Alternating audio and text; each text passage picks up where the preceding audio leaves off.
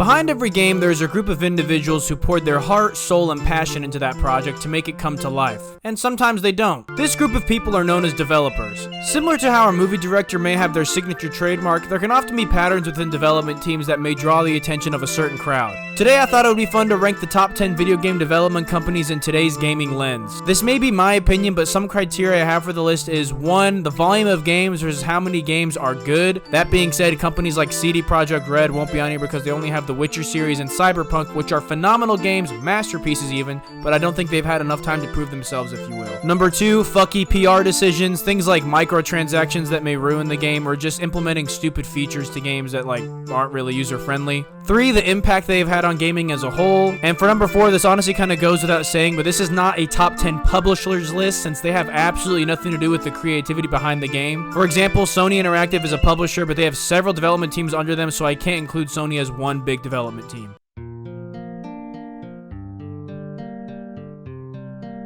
Starting off at number 10, we have Epic Games. Now I know this is cringe to say, but if it weren't for Fortnite, Epic probably wouldn't have made this list at all. Obviously, Fortnite was and still is a massive chapter in gaming, but with franchises like Unreal Tournament, which was monumental for competitive first-person shooters, and Gears of War, which is monumental for third-person shooters, they truly have proved themselves from the first-person and third-person perspective. Aside from the games that they've developed, they're responsible for Unreal Engine, which seems to only be getting better, especially with the newest edition, and implementing the Unreal Engine 5.2 and Fortnite Creative has essentially made unlimited content. And lastly, they pioneered the Battle Pass formula, which whether you like it or not, every multiplayer game since has had some version of it, and it seems to be the best consumer and producer win-win, especially when it comes to free-to-play titles.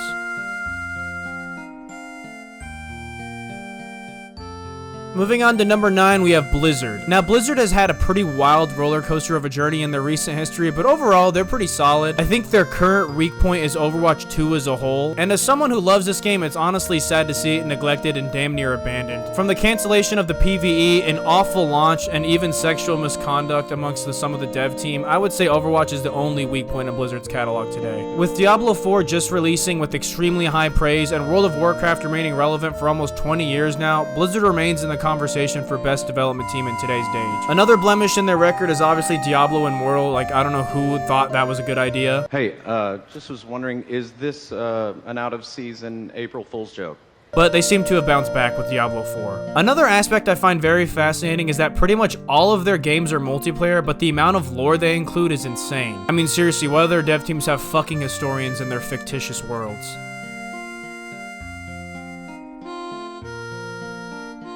Now, the next two in my list kind of go hand in hand, but they're technically different development teams. So starting out at number 8, we have Infinity Ward, and obviously you guys know they're responsible for the birth of Call of Duty, with Call of Duty 1, 2, Modern Warfare 1, Modern Warfare 2, Modern Warfare 3, Ghosts, Infinite Warfare, Modern Warfare 1 2019, Warzone, and Modern Warfare 2 2022. I would argue all 3 Modern Warfare games have better multiplayers than the top 3 Treyarch COD games, but that's a conversation for a different day. Birthing a franchise that has been relevant for decades is quite the accolade. The only reason I don't rank them higher is that every game I just named is every game that they've ever developed, so their scope is a little broad. But when they deliver, it's usually pretty good. Usually. At number 7, we have Treyarch. The only reason I gave them one spot higher is because their games introduced zombies to the COD series, which left a big footprint for gamers. COD games usually shipped with a campaign, a multiplayer, and then zombies in Treyarch games, and some other game mode in Infinity Ward games. And in my opinion, zombies would always blow Infinity Ward's mode out of the water. Not to hate on Spec Ops, Survival, or Extinction, but zombies was just perfect in nearly every aspect. To say zombies was your favorite part about these games is a very defendable position, and I respect those who grind the Easter eggs on every map. Not to mention, modded zombies in Black Ops 3 is essentially unlimited content, and Treyarch allowing the use of the workshop on Steam is a very good decision.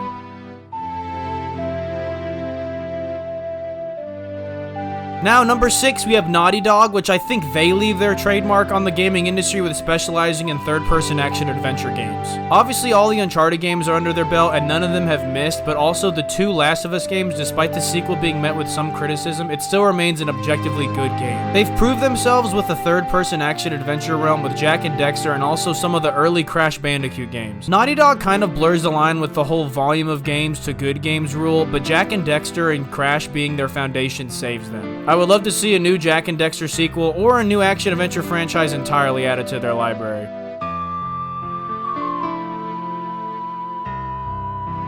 Moving on to number 5, we have the group behind the Halo franchise being Bungie. They're responsible for Halo 1, 2, 3, ODST, and Reach, which many would say are the true Halo games. Not to say 343 tarnished the franchise, but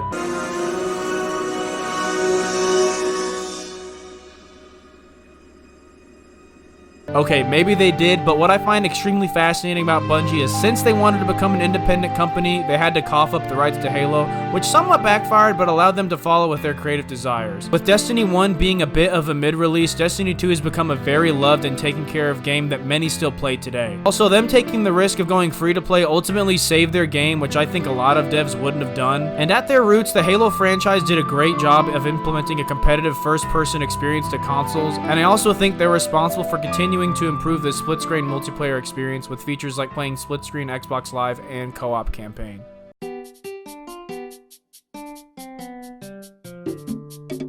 This ranking may piss some people off, but I have Valve at number 4. Their catalog ranges from the Half-Life series, which is way ahead of its time in storytelling and gameplay, including Half-Life Alyx, which is regarded as one of the best VR games of all time, Portal games, which remain some of, if not the best puzzle games, Left 4 Dead 1 and 2, a great casual co-op zombie game, which also spawned its own genre of game, Team Fortress, which invented the hero shooter genre, the Counter-Strike series, which is essentially FPS taken to the most competitive level possible with a highly anticipated new installment rumored to come in the next few weeks, and Dota, which goes head-to-head with League of Legends as one of the best MOBAs of all time. Now, all of these are great games, but where Valve really shines is their innovation, starting with the Source engine that a lot of these games run on. Again, just being way ahead of its time and an extremely polished engine with amazing physics and versatility. Then you have the Steam Marketplace, which essentially has experimented with the economy of selling video games to benefit the publishers and the consumers. Aside from this, they've even experimented with hardware like the Valve Index, which is cutting-edge VR, but also will cut you to the edge of your bank account. Also, the Steam Deck, which is a great idea on paper, but was also met with mixed reviews. But above all, the reason Valve is so great is because it's ran by the based godfather of video games, Gabe Newell himself. This is a perfect example of it takes one to know one. As an avid gamer himself, he knows what the community wants and will make sacrifices to make that happen.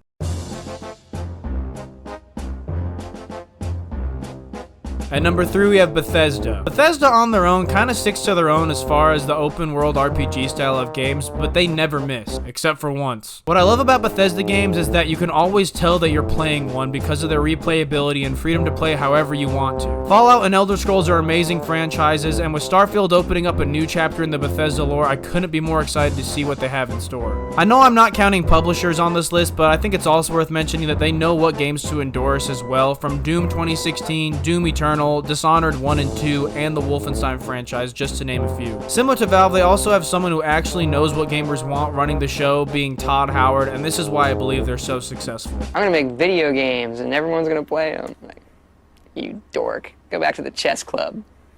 Who's laughing now? Yes, I was in the chess club.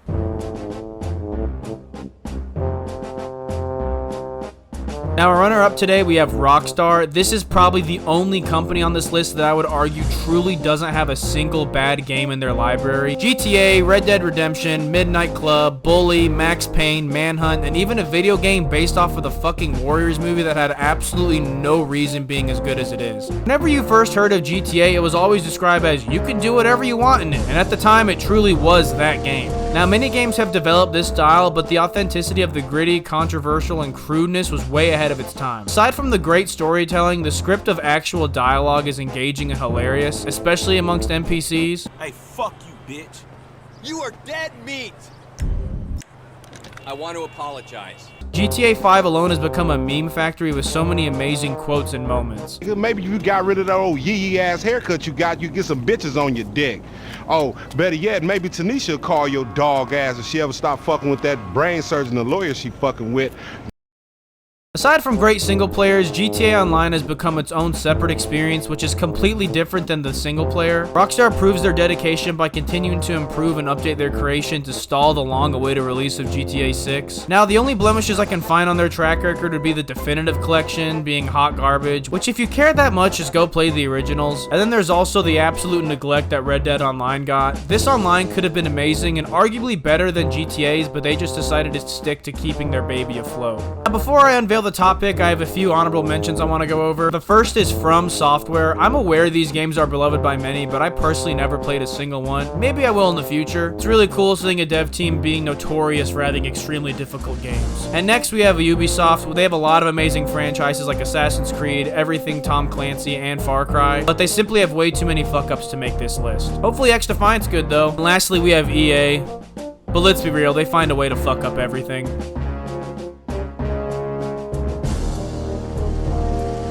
Now at our number one spot, I think most people saw this coming. Maybe they didn't, but I have Nintendo. Nintendo is a behemoth that truly has an insane amount of volume and usually delivers with unparalleled content. Before we even talk about Nintendo's catalog, you have to remember Nintendo truly brought video games and more importantly video game consoles to the mainstream and essentially saved the video game industry as a whole. Things like ensuring only quality games would be made for their consoles by creating the 10NES chip, which prevented anyone and everyone from flooding the market with shovelware games, and only decent third-party companies can make games with their approval. Aside from Mario, the other franchises they're responsible for can stand on their own, such as Zelda, Kirby, Animal Crossing, Duck Hunt, Fire Emblem, F-Zero, Metroid, Kid Icarus, Punch-Out, Splatoon, Smash Bros, Star Fox, Wii Sports, and probably the biggest one being Pokemon. You could remove every IP except for Zelda and Nintendo would still probably make this list. The debate for which Zelda game is the best is an argument that would leave each side talking in circles. Mario is the most recognizable gaming mascot of all time. Pokemon is the highest grossing media franchise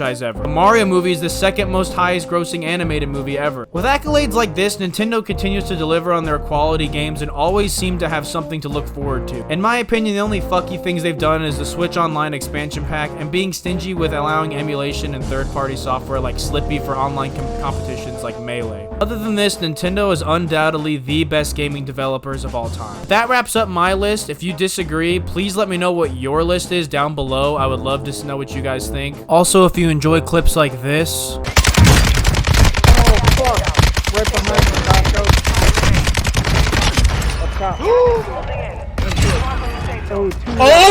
then be sure to follow me on Kick. I'm starting to stream over there more and more, and any help would be greatly appreciated. And if you liked, leave a like. If you didn't, leave a dislike. Comment if you would like, and as always, thank you for watching.